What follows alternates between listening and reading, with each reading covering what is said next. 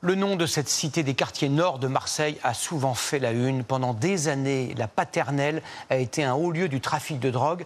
Grâce à de nombreuses opérations de police, le quartier s'est aujourd'hui libéré de cette emprise. Les habitants ont le sentiment de revivre. Regardez le reportage sur place de Tristan Vartagnan, Étienne Bonneau et Marwan Git.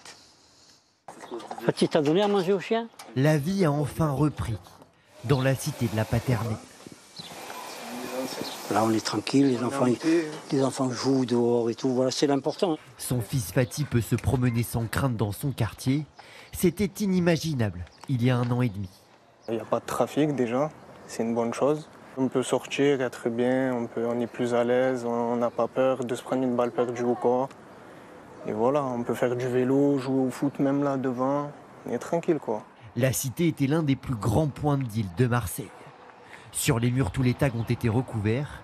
L'accès principal a été condamné, mais à certains endroits du quartier, des traces sont encore bien visibles. Tous les impacts de Kalachnikov qui s'attiraient là, c'était pratiquement tous les jours. Il y avait même un jeune que je connaissais, le pauvre là, qu'ils ont tué en maille là, je crois qu'il avait 17 ans. Soulma habite ici depuis 13 ans. Les dealers se trouvaient juste devant son appartement. Il y a le prix encore qui est affiché, c'était juste là.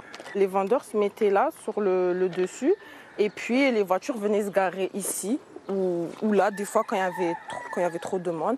Et puis, ils descendaient, puis ils faisaient leurs transactions. Ici, le trafic de drogue pouvait rapporter jusqu'à 100 000 € par jour. Comment un tel réseau a-t-il pu être démantelé? La stratégie qu'on a choisie, c'est celle du pilonnage.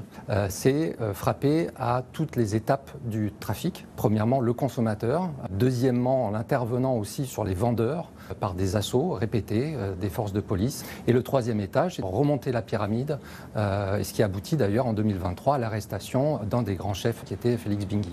Pour éviter toute reprise du trafic, les patrouilles de police sont encore quotidiennes.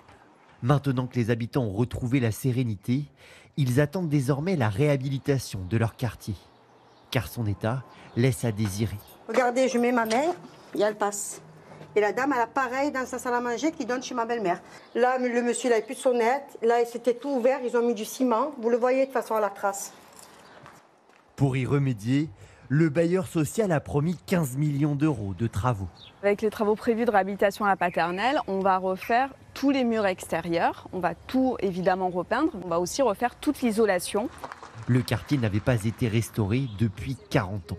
C'était le moment de lancer cette grande réhabilitation pour aller aussi avec l'amélioration de la qualité de vie dans le quartier et donc de poursuivre cette logique-là pour nos locataires.